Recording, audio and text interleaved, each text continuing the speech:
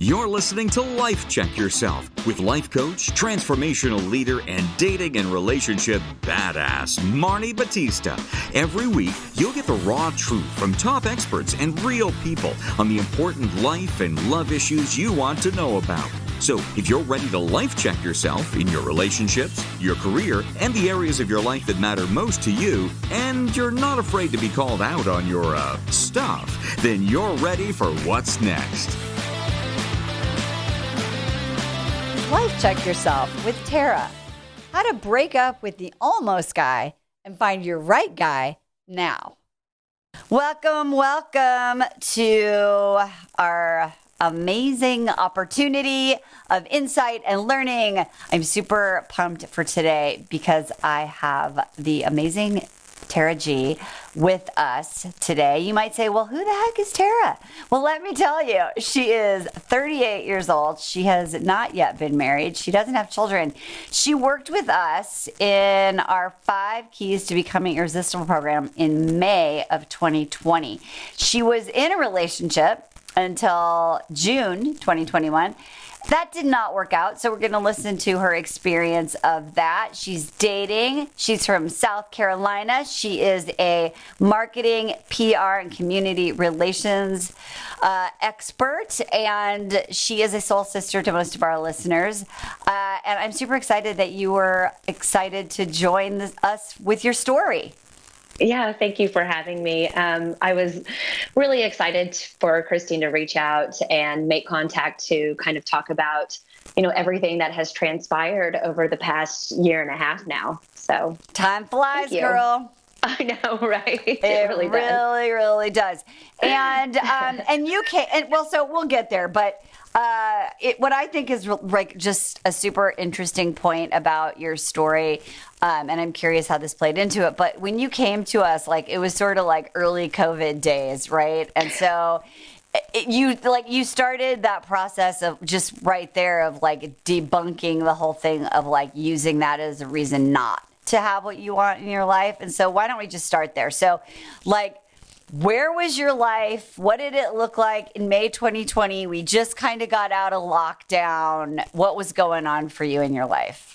Right. So lockdown or COVID lockdown, if you will, was pretty different here in Charleston, South Carolina, than a lot of people experienced in other places.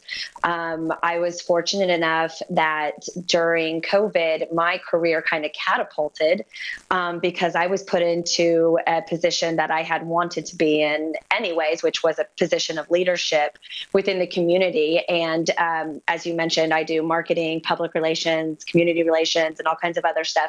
But I work in a very fun, kind of unique industry, which is the craft brewing industry.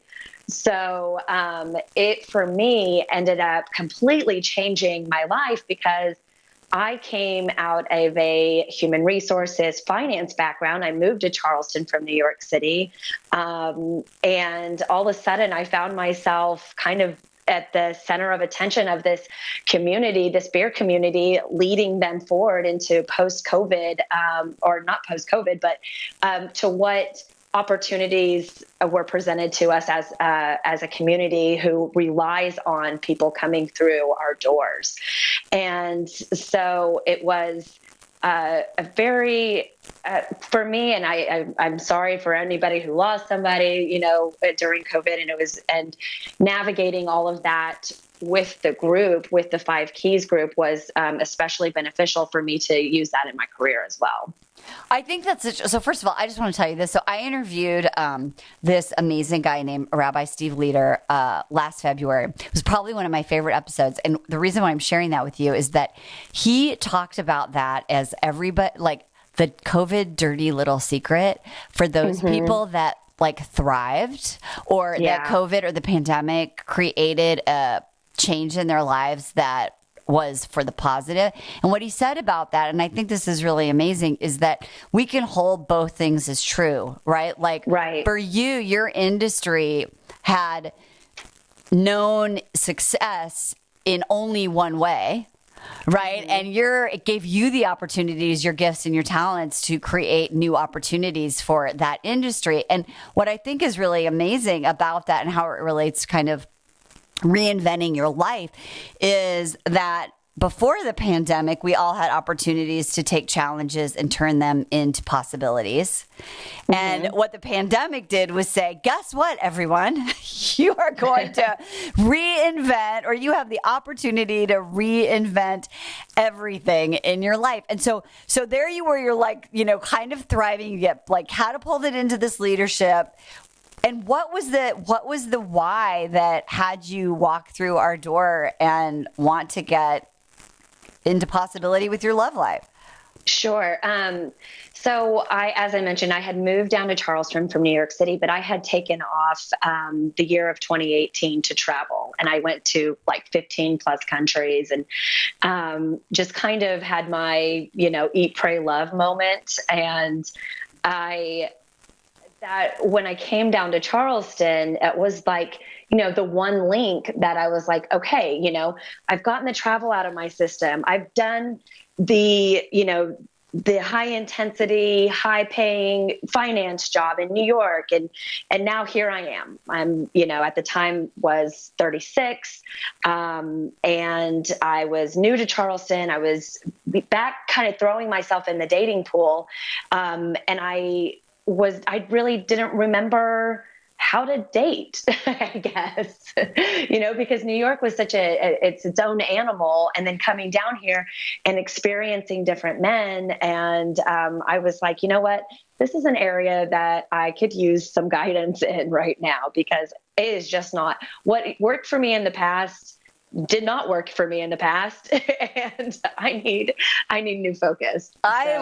First of all, you should all write that down. What worked for me in the past did not work for me in the past. And that's what I think is so interesting, is that you have this moment where you're like, I'm in a new situation and I can do this the old way because that's what I know. But then to have the consciousness or the awareness to go and ask yourself, but why would I do that? Because it didn't get me the result that I wanted. So there must be a different way. So do you feel like you're one of those, because some people come to us and they're just like in a tremendous amount of pain. And then there's some people who come to us because they want to create opportunities. Their pain isn't excruciating, but they just have this strong desire to create something and they know there's a different way.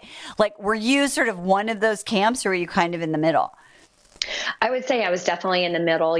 Like most people say, I've done the work. I had done some of the work. I had spent years in therapy. I had read books. I had studied my attachment style. I had, gone down every path. I tried to travel it out of me, those different things. I think, and you just did a podcast on this not too long ago, about boundaries. Right. And that was one of the things that I really took away from the 5 Keys program, was setting up boundaries. And a lot of, when you're going through that work in a different way, you're realizing that what you thought were your boundaries are actually not your boundaries, or you're not implementing them as well as you could, or maybe not communicating them to the people in your life. And so during the 5 Keys, I really honed in on what boundaries do I need to set with the people that I'm closest with, my friends, my family,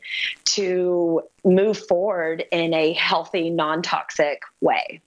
So when you said the boundaries that I thought I had weren't the boundaries that I thought I had, elaborate on that. What were some of the mistakes or some of the things that you were doing that you didn't know you could do differently? Well, I'm a chance giver.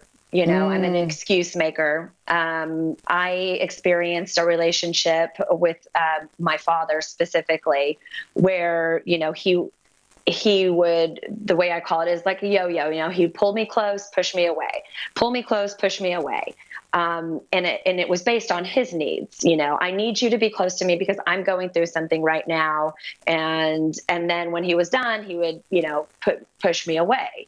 And I experienced that with my relationships all through my my teens and into my 20s, where I allowed a relationship to reoccur,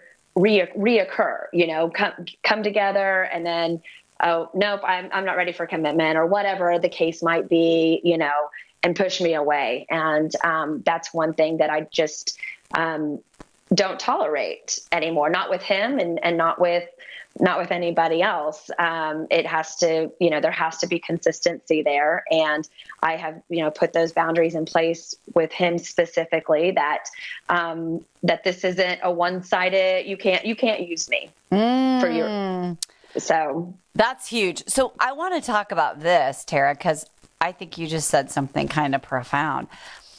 You'd read about your attachment style, you'd studied all of that, and I think so many of our listeners, like, they've read the book, they have the T-shirt, so to speak.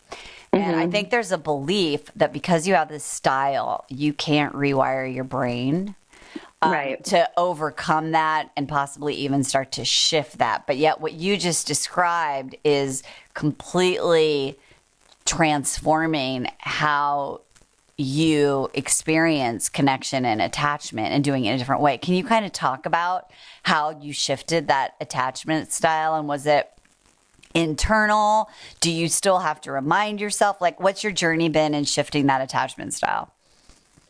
I mean, it's always going to be work, because you love people. You can't help but to love them, and you want them a part of your life, whatever that might look like. But you have to, for me in particular, I just had to say, this is what I told myself, and you have to, and I'm going to stick to that. I'm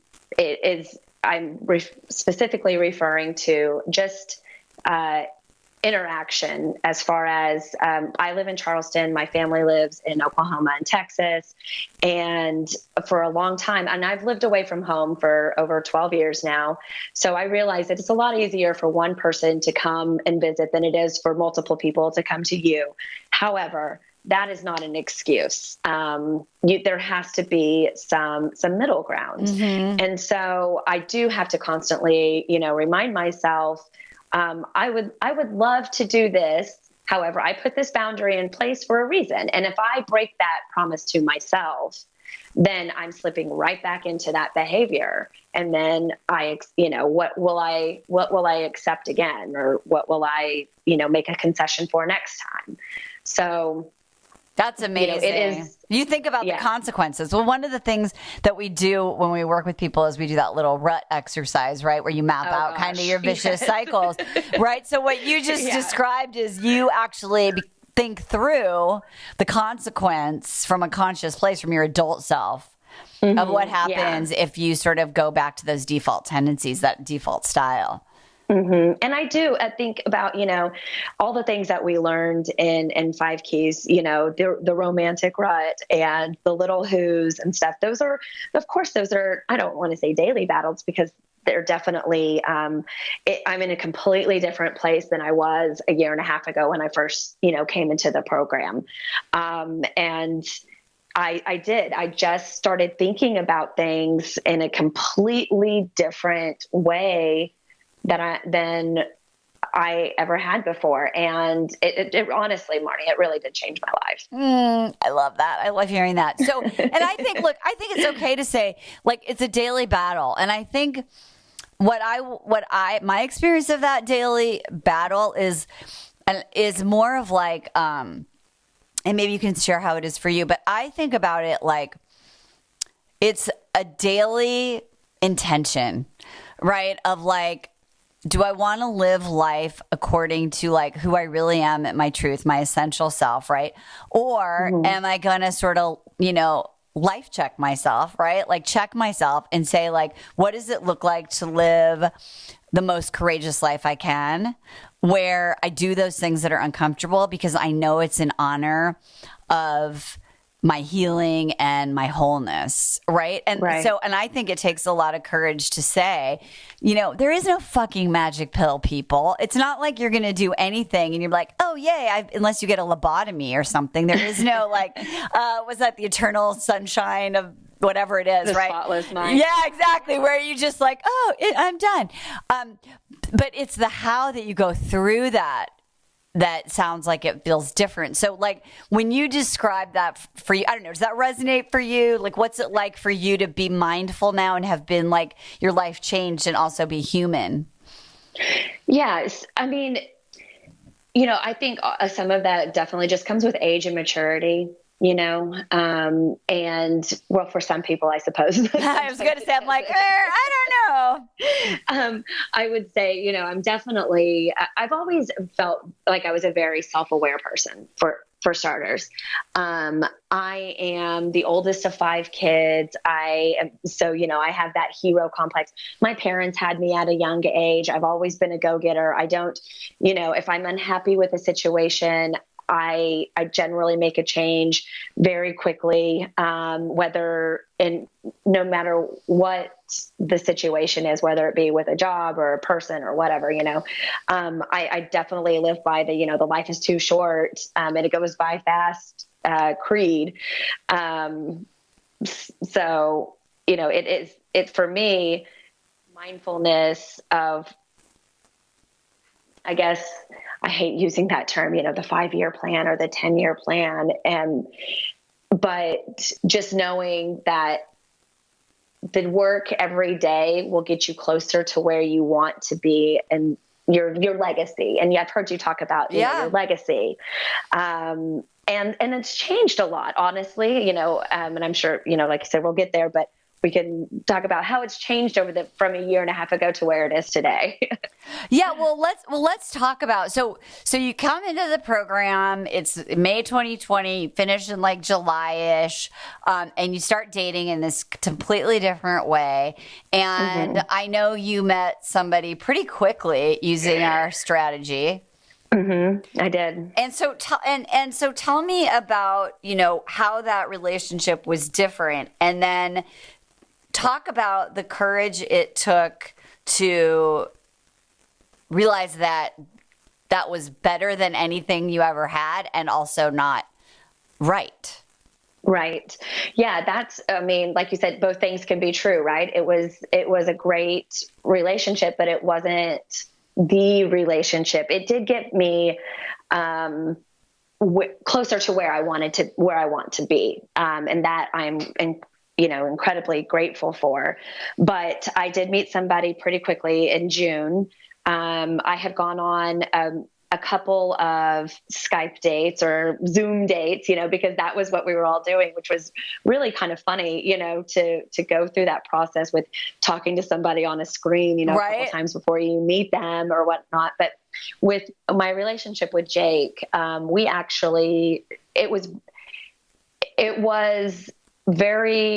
we met very quickly. We didn't have like let's talk for 45 minutes to an hour or something on Zoom, because he lived right around the corner from me. So we met at a coffee shop outside. And, our first date was probably 30 minutes. We shared a cup of coffee, and I honestly didn't think too much. I was like, he's cute, he's nice, but I was dating, and, forward, 6 weeks, it was just a consistent kind of slow burn, if you will. Yeah. Where he gave me, as an incredibly independent, ambitious woman that I am, he gave me the space that I needed to not feel like he was trying to rush me into anything. He wasn't pressuring me sexually or anything like that. And I was like, this guy's something special, like I appreciate that he seems to have boundaries as well, and he's honoring my boundaries. And so fast forward to like mid-August, that's when we decided, we would be exclusive. And so we became exclusive, and it built from there. We spent the holidays together. I met his family. Unfortunately, he did meet some of my family later this past spring. He never got a chance to meet my parents, but just with, COVID restrictions and travel and stuff, that never did transpire. But that's okay, because we learned a lot from each other in that short amount of time. We were together for almost exactly a year. So we met in June and we broke up in June. So let me ask you this. So we talk about, if you're an avid listener, we talk about your deal breakers, your non-negotiables. If you don't know what that is, just go back and listen to some episodes about deal breakers. And they're really amazing because they're based on like values, not characteristics. And what I mean by that is like, integrity versus, he's over 6 foot.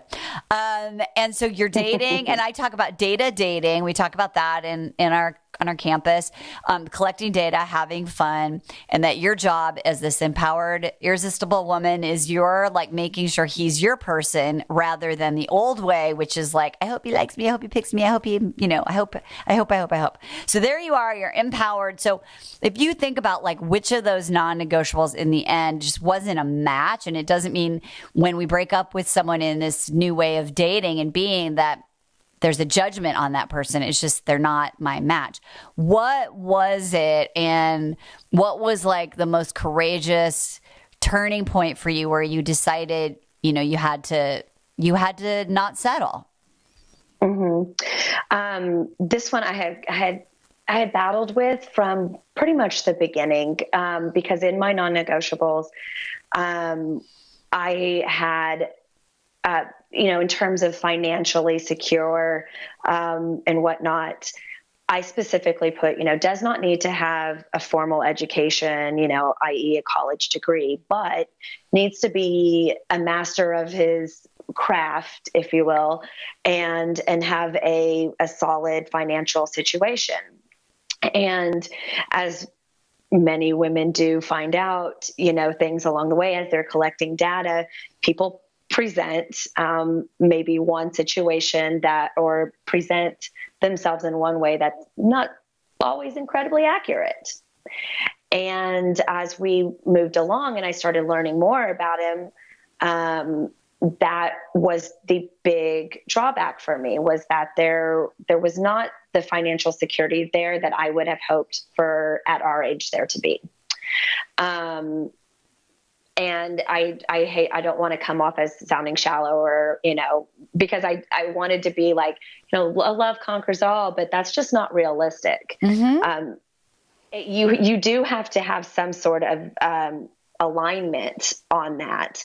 And that was pretty much, there were a couple of different things, but the biggest one for me was, as I mentioned, I'm a doer. I want something, I go for it. I'm ambitious. And I think that at the end of the day, Jake is unfortunately a dreamer and not really a great implementer. And that was one of our biggest points of contention, because when we first got together, it was, I'm working on this, I'm working on that. I've got this going on. I've got that going on. And I'm thinking, oh, wow, this guy really, knows what he wants and what he's doing. And then as, the year wore on, I was like, oh, these are just dreams that aren't being implemented, or they're not going to be implemented for some time. And I don't know that we're that much of a match that I am interested in a long-term sticking through this. And I say this with all the love in my heart. There was a lot there that reminded me of my stepfather. And I had to talk to my little who's about that insecurity. Right. Right. And for those of you who don't, you're like, what the hell's a little who? Again, listen to that episode. But that's like that childhood wounded part of you that didn't get what they want. And so we have to know that and be able to manage those so that our adult self sort of stays in control. So you were aware of it and you were going through that kind of self-soothing process. Right. I mean, I love my stepfather with all my heart, but I just started seeing this pattern of behavior with Jake that I have seen with my stepdad, and for my mom, like that's her person, they're a match. She's, like that's their thing, but that's not what I wanted for my future. And I could just see the long-term playing out in that way. And I think what's really interesting too, Tara, is like, yes, there's there's this financial piece that's going on, but also, and I don't know, but I'll guess like there was one of your non-negotiables also about value, like integrity or words and actions matching or some sort of thing, right? And so that's where you're like, I got 5. Okay, like there's 1, but then also that's kind of like having a cocktail with that other one. And then you're like, wait, I'm not having 2 out of 5. And you said it brilliantly. I always say, like, because I had an ex-boyfriend who said this to me, love is necessary, but not sufficient. And in the end, like, you get to make your choice. And I really want people to hear that, because I have clients who have been in that place where they'll say, well, actually, I thought X, Y, or Z was important, but now I realize it's not a non-negotiable. It's actually something that I am willing to stick through. And it is unique for every single person. And what takes courage is to trust yourself, and then act on that. And so I'm so proud of you for understanding who he is. And the great win is for most of us who've ever been in a struggle in relationships is, you know what? It's not my job to change this person. He's probably not going to change. Is this something I'm willing to live with? Right. Yeah. And I didn't want to change him. I mean, I want him to be happy and, if he wants to do what he wants to do, then he needs to do that and find his person. Find his person who's willing to do that with him. For me personally, I just needed a little more. Yeah, no, I totally get it. I mean, I just wrote this whole essay that was in the LA Times about my journey with Jeremy of like accepting who he is. And then like at an unconscious level, once my kids left, to be like, okay, now be this person, right? Like now be ambitious, because in the way that I define ambition, be what I want you to be, because that's what I want and I need. And it's a really challenging to continue to, for me, it was like, well, I signed up for X, Y, Z, A, B, C, right? And so why do I expect something to be different? And how does he really meet me in my needs when I allow him to be who he is? And so I think this is just such a great conversation for women like us, because only we know what is right for us. And when it's that thing and then a little of this thing, and like you said, another little flag here and another little thing here, you get to do you get to do it the way you want to do it, and only you know that. And so what I hear is that you learned in working with us how to finally trust yourself. Oh, absolutely. And to not be scared to speak my truth, as far as I've always, if I was dating somebody briefly, I didn't have any problems being like, you know what, this just isn't working out. But when you care about somebody, you love them, you don't want to hurt their feelings. You don't want to be like, well, I think you're a lazy piece of blah, blah, blah. Right. Exactly. You're not enough for me. Yeah. Yeah. And so it was a great relationship, but it was just something that we both learned that we loved each other, but we weren't compatible long term. I love that. So where are you now? Right. And what's your where are you now towards life and dating, and how are you implementing what you learned from your relationship with Jake now that you have been on this journey for a year and a half? Yeah, well, I would say probably, maybe surprisingly, maybe not surprisingly to people who know me a little bit well, I determined in my relationship with Jake in the past year that I was always kind of on the fence about children, and that I'm 99.9% sure that I do not want to have children.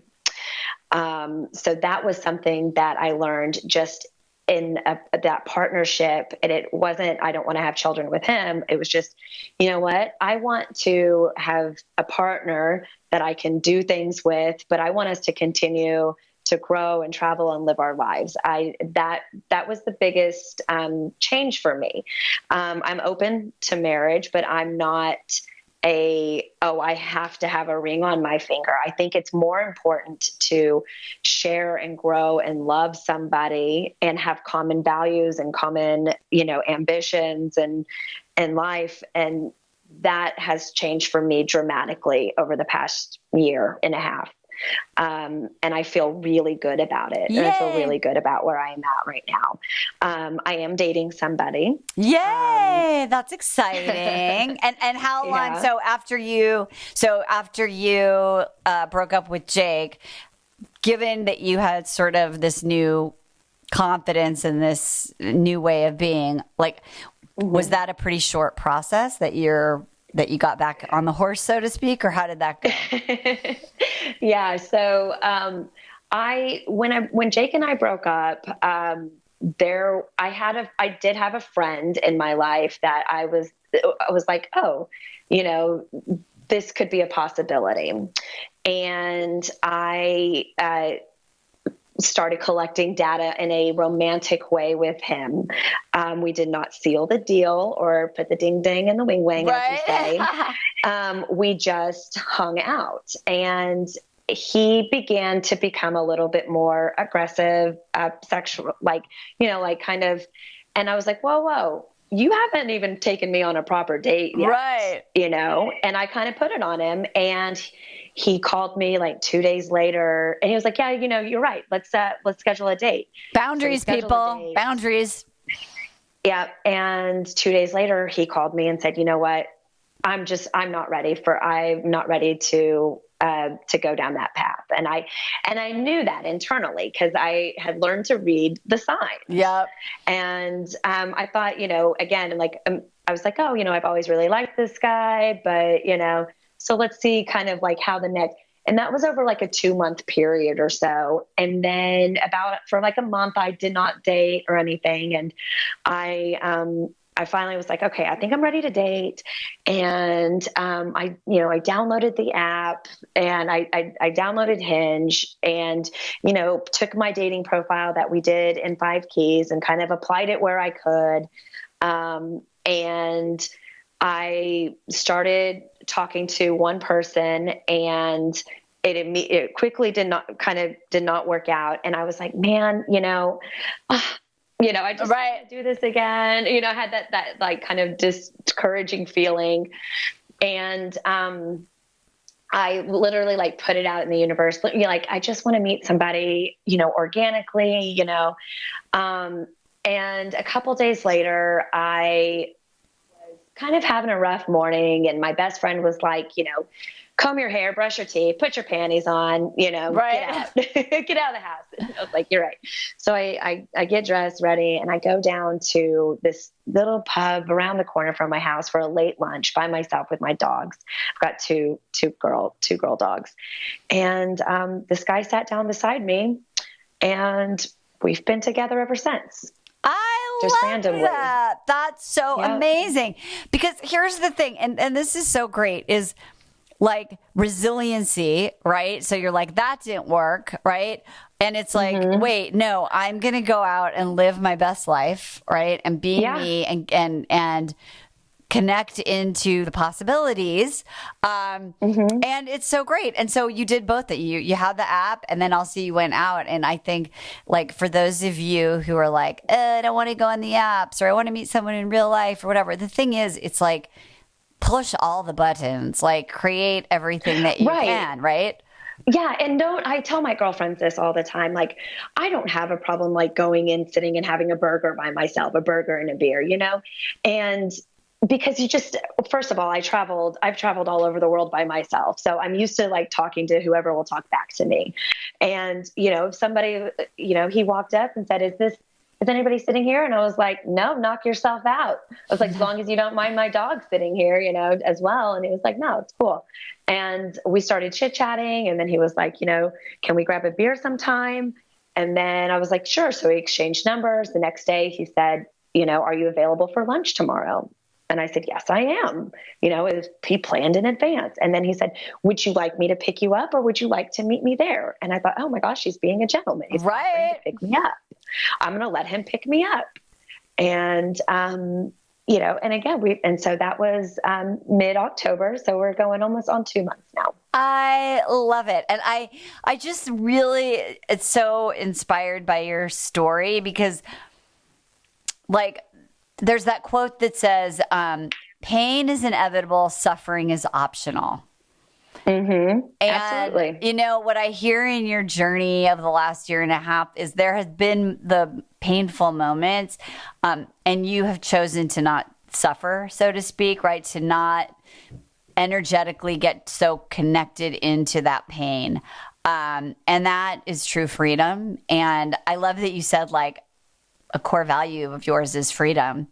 And you have created emotional freedom, which is an expression of who you are as much as, what you want your life to look like and your core value around travel and adventure and exploring and all of those things. And that to me is like the magic, right? Where you are just totally in harmony with who you really are on the inside and the outside. Right. I had to shed that, I'm still successful. I'm still cool, even if I don't get married and don't have kids, because I'm from the Midwest. I'm from the Bible Belt, where that was like a measure of success for women. And it took me a minute to get over it, but that definitely this past year, I have stripped that completely away. Woohoo! Oh, I love it. I get the chills. Well, I am super excited for you. You are always so inspiring. You're such an inspiration. I know we have a graduate community group and you're always popping in there and sharing your words of encouragement and support. So thank you for that. And now paying it forward to our larger, amazing Life Check Yourself community. I just really appreciate you taking the time to share and to be so vulnerable and honest with us. Of course. Thanks for having me. Ladies, whatever you do it like Tarah. Life Check Yourself. We'll see you next time. Bye-bye. Hey, thanks for tuning into today's show. So if being in an intimate relationship in which you feel 100% seen, heard, and accepted by a high caliber man is a priority for you right now, and you're interested in seeing if you're a fit for working with me and my team at Dating with Dignity, here's what I want you to do. Just head over to DWD VIP, that's D as in dating, W, D as in dating, VIP.com, and book a call to speak with my team. We'll get on the phone with you for about 60 minutes and you'll get crystal clear on what's stopping you from finding true love right now.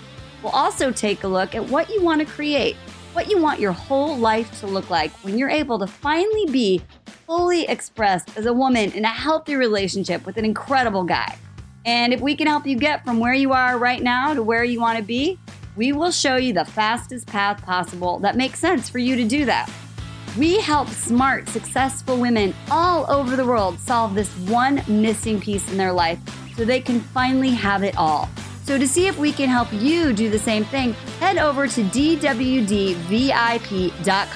I'm Marni Batista, and let's talk soon.